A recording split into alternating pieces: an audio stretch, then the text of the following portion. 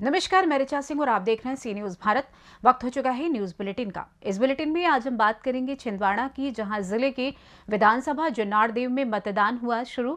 आगे बात होगी जशपुर की, जहां कांग्रेस प्रत्याशी यूडी मिंज ने किया मतदान। साथ ही आगे चर्चा होगी उन्नाव की, जहां आगरा लखनऊ एक्सप्रेसवे पर देर रात तेज रफ्तार बस ने डीसीएम में पीछे से मारी जोरदार टक्कर। और भी तमाम खबरों पर आइए करते हैं विस्तार से चर्चा।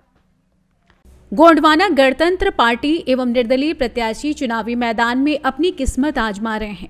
गौरतलब हो कि भाजपा से नितिन शाह कावरेती, तो वहीं कांग्रेस से सुनील उइके, गोंडवाना गणतंत्र पार्टी के प्रत्याशी हरिराम सलाम एवं 6 निर्दलीय चुनावी मैदान में अपनी किस्मत आजमा रहे हैं। देखने में आया है कि आज सुबह 7 बजे से मतदाता बूथों में पहुंचकर अपना मतदान कर रहे हैं, परंतु ये भी है कि शहर जुन्नारदेव के रविशंकर स्कूल पर ईवीएम मशीन की गड़बड़ी के कारण 1 घंटे देरी से मतदान प्रारंभ हुआ। संपूर्ण विधानसभा पर मतदान शांतिपूर्ण चल रहा है। पुलिस प्रशासन चप्पे चप्पे पर अपनी पैनी नजर बनाए हुए है। शासन के अधिकारी संपूर्ण बूथ पर मॉनिटरिंग कर रहे हैं। वहीं 12 बजे तक 35/90% मतदान होने की खबर आ रही है। जुन्नारदेव छिंदवाड़ा से कैमरा पर्सन सानू के साथ सी न्यूज संवाददाता वीरेंद्र अग्रवाल की रिपोर्ट। खबर छत्तीसगढ़ के जशपुर से है, जहां विधानसभा चुनाव के लिए दूसरे चरण का मतदान हो रहा है। सुबह से ही लोग लंबी लंबी लाइनें लगाए हुए हैं।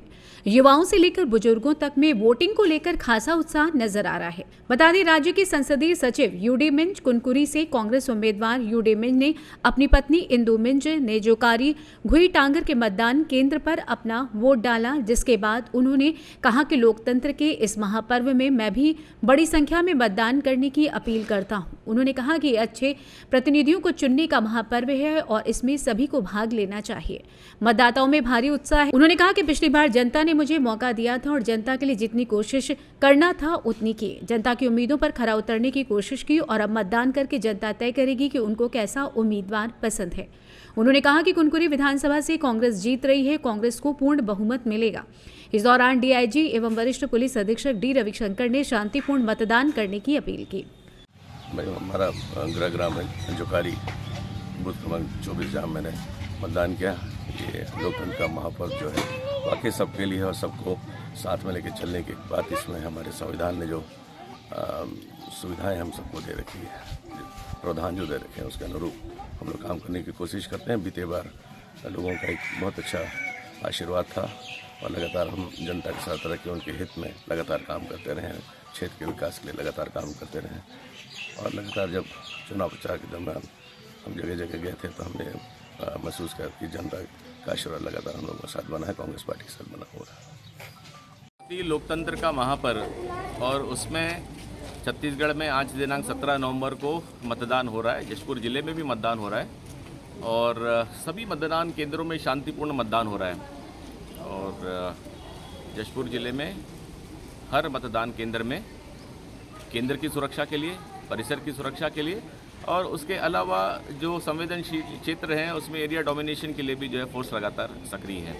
जशपुर से सी न्यूज संवाददाता दीपक वर्मा की रिपोर्ट। पाकुड़ नगर थाना क्षेत्र अंतर्गत सिंधीपाड़ा में छाबड़िया इंजीनियरिंग कंपनी के ऑफिस के किचन में एक व्यक्ति का शव मिलने से हड़कंप मच गया। बता दें, पूरे इलाके में सनसनी फैल गई। व्यक्ति की पहचान मोहन लालवानी, उम्र लगभग 45 से 50 वर्ष, कानपुर निवासी के रूप में हुई है। आपको बता दें कि छाबड़िया इंजीनियरिंग कंपनी में मोहन लालवानी लगभग 6 वर्षों से मैनेजमेंट मैनेजर के पोस्ट पर कार्यरत थे। आज सुबह सबसे पहले मोती मंडल के द्वारा मोहन लालवानी के शव को देखा गया, जिसकी सूचना दूरभाष पर छाबड़िया कंपनी के मालिक नरेश मध्यान को दी गई। सूचना मिलते ही नगर थाना पुलिस अपने दल बल के साथ मौके पर पहुंची और जांच में जुट गई है। 2 घंटे के भीतर ही पाकुड़ पुलिस ने हत्या के मामले का उद्भेदन किया। इधर पाकुड़ पुलिस अधीक्षक एचपी जनार्दन द्वारा बताया गया कि उक्त मैनेजर की हत्या उसके कुक के द्वारा ही की गई थी।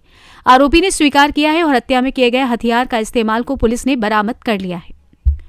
इंजीनियरिंग कंपनी का मैनेजर मोहनलाल लालवानी का हत्या होने का खबर सुबह प्राप्त हुआ था।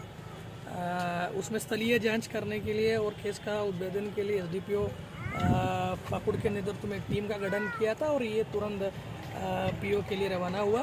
इनके द्वारा पीओ का अवलोकन से और जो भी एविडेंस और जो भी तत्व हम लोगों के सामने आया है उसी से क्लियर हुआ कि उनका जो कुक है, कुक के द्वारा ही हत्या किया गया है और हत्या के लिए इस्तेमाल किया गया हथियार का भी रिकवरी हो गया है, वो अपना कन्फेस भी कर लिया है। हम लोग इनके मर्डर करने के मोटिव के बारे में हम लोग अभी सूचना प्राप्त कर रहा है, उसके बाद हम लोग आगे की कार्रवाई करेंगे। पाकुड़ से सी न्यूज संवाददाता पंकज भगत की रिपोर्ट। खबर रामगढ़ से है, जहां जिले के विभिन्न थाना क्षेत्र में अवैध बालू का कारोबार दामोदर नदी से धड़ल्ले से जारी है। बता दें, जिला प्रशासन नदी से अवैध बालू उठाव पर अंकुश लगाने में विफल साबित हो रहा है। नतीजतन बालू माफिया बेखौफ होकर नदी से लगातार अवैध बालू का उठाव कर रहे हैं। इतना ही नहीं, जिला प्रशासन के द्वारा बीते दिनों अरगद्दा सिरका दामोदर नदी से अवैध उत्खनन के विरुद्ध संयुक्त कार्रवाई भी की गई थी। इसके बावजूद बेखौफ बालू माफियाओं ने जिला प्रशासन की उक्त कार्रवाई को धत्ता बताते हुए कार्रवाई के दूसरे दिन से ही दामोदर नदी से बालू का अवैध उठाव करना चालू कर दिया और उसी रात से दर्जनों ट्रैक्टर बालू के अवैध व्यापार में लग गए, जो अब तक लगातार जारी है। स्थिति यह है कि दामोदर नदी से बड़े पैमाने पर अवैध बालू का उठाव कर ट्रैक्टरों के माध्यम से प्रतिदिन कई ट्रैक्टर बालू विभिन्न क्षेत्रों में मोटी कीमत पर बेची जा रही है। बालू माफियाओं का धड़ल्ले से बालू का अवैध व्यापार फल फूल रहा है। वहीं इसका विरोध वहां की महिला के द्वारा किया जा रहा है। वहीं इस मामले में अनुमंडल पदाधिकारी शीलवंत कुमार भट्ट ने कहा कि जिन लोगों के द्वारा अवैध कार्यक्रम किया जा रहा है उनके ऊपर कार्रवाई की जाएगी और वहां की स्थानीय महिलाओं से भी हम बातचीत करेंगे। आइए जानते हैं इस विषय में अनुमंडल पदाधिकारी शीलवंत कुमार भट्ट और स्थानीय महिला मधु कुमारी, स्थानीय युवती खुशबू कुमारी का क्या कुछ कहना है। अपनी गौ, गंगा और गाय तीन को लेकर चलते हैं। जब हमारी गंगा को ही आप उजाड़ रहे हैं तो हमारा सनातन धर्म आगे कैसे बढ़ेगा।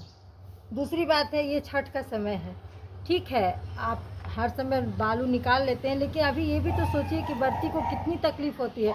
वो पत्थर से जो चोट लगते हैं उससे कितनी परेशानियां होती हैं। इस चीज़ को ध्यान में रखते हुए सनातन धर्म को भी आगे बढ़ाइए। प्लीज़ आप लोग ये बालू निकालना बंद करिए, क्योंकि कमाने के बहुत से रास्ते हैं। ये जरूरी नहीं है कि माँ के आंचल को ही कोड़ा जाए। हम लोग बस घाटों का निरीक्षण कर रहे हैं, वहाँ पे हम लोग डीपीओ के साथ जाके देखते हैं और जो ऐसा काम करें उस पर हम लोग कठोर कदम उठाएंगे। महिलाओं द्वारा 3-7 साल से विरोध कर रही है घाट को बचाने के लिए, नदी को बचाने के लिए करके। उन लोगों से भी हम बात करेंगे और उनकी बात में सुन करके जरूर हम आवश्यक कदम उठाएंगे। हाल की ही घटना है, मैं बड़का काना से आ रही थी, तब मैंने देखा कि जो ट्रैक्टर है वो नदी के बिल्कुल अंदर बीच में घुसा हुआ है और वहाँ से लोग बालू को जो है एक्सट्रैक्ट कर रहे हैं। ठीक है, मैं यहाँ की ही हूँ, यहाँ पे ही मैं पैदा हुई, यहाँ पे ही बड़ी हुई। पहले जब हम घाट जाते थे तो घाट बिल्कुल प्लेन थे, सपाट थे, लोग आराम से आ जा सकते थे। मेरी मम्मी तक इवन अब कई सालों से घाट नहीं जा पाती है। क्यों? क्योंकि जिनको चलने में प्रॉब्लम है वो तो इस घाट में जा ही नहीं सकते, क्योंकि उन लोगों ने बालू इतना निकाल लिया कि पूरे रास्ते में पत्थर ही पत्थर भरे हुए हैं। ठीक है, दूसरी बात है, मैं ये कहना चाहती हूँ डीसी सर से कि हमारा जो है कंट्री में वो नमामि गंगे प्रोजेक्ट स्टार्ट हुआ। क्यों हुआ? अभी ये इसलिए हुआ कि हमें नदियों को बचाना, हमें गंगा नदी को बचाना, उसे प्रोटेक्ट करना है। पर अगर आप इस तरीके से बालू को एक्सट्रैक्ट करेंगे और वो भी अलग अलग तरीक़ों से निकालेंगे, रास्ते ख़राब कर देंगे, तो हम नदी को बचा कहाँ रहे हैं? हम तो नदी को और ख़तरे में डाल रहे हैं। पहली मेरी समस्या ये है। दूसरी बात यह है कि अभी छठ का फेस्टिवल आ रहा है। अभी छठ फेस्टिवल में दिक्कत ये आती है कि हम उस रास्ते पर चल ही नहीं पाते, कंकड़ पत्थर लगते हैं, वो अलग।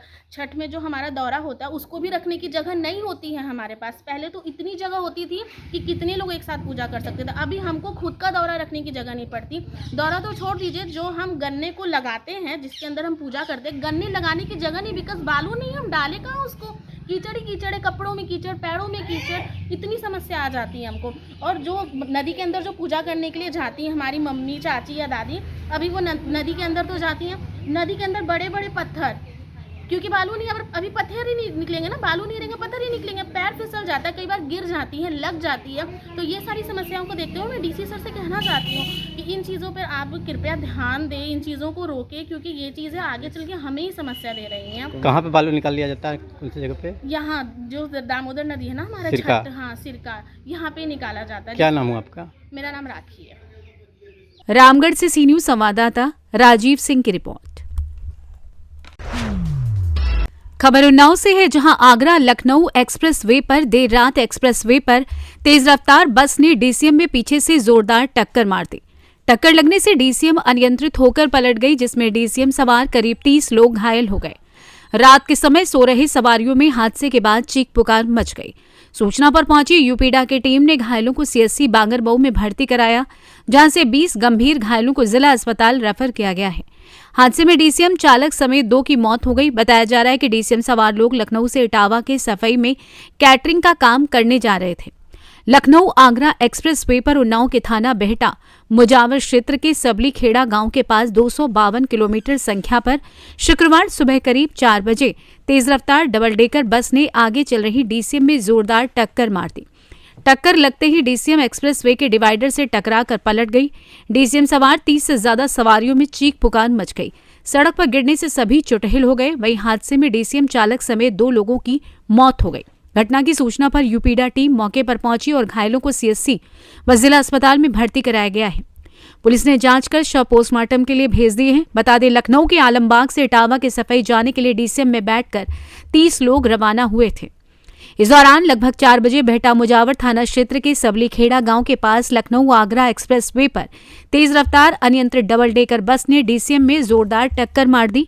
वहीं जोरदार टक्कर लगने से डीसीएम कई बार पलट गई। दुर्घटना में डीसीएम चालक हरदोई के अतरौली निवासी मोहित पुत्र हरिश्चंद्र व लखनऊ के शाही खेड़ा निवासी लाल बहादुर की मौत हो गई। घायल राकेश ने बताया कि डीसीएम में बैठे लोग खाना बनाने के कारीगर व हेल्पर थे। सभी डीसीएम से सफाई मुलायम सिंह यादव के यहाँ किसी कार्यक्रम में खाना बनाने जा रहे थे। पुलिस ने जांच कर शवों को पोस्टमार्टम के लिए भेज दिया है। वहीं घटना के बाद मृतकों के परिजनों का रो रो कर बुरा हाल है। आइए जानते हैं इस विषय में सीओ बांगरमऊ विजयानंद का क्या कुछ कहना है।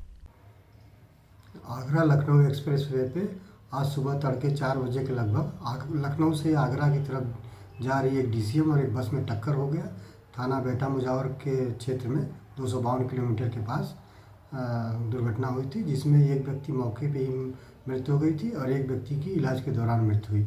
अन्य 24 अन्य लोग घायल हुए थे, जिसमें 12 लोगों को इलाज के बाद उनको डिस्चार्ज कर दिया गया।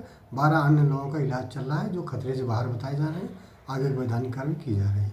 उन्नाव से सी न्यूज संवाददाता अजय कुमार की रिपोर्ट। फिलहाल न्यूज बुलेटिन में बस इतना ही। देश दुनिया की तमाम खबरों की जानकारी के लिए आप देखते रहें सी न्यूज भारत। हर खबर आपके साथ, आपके हाथ।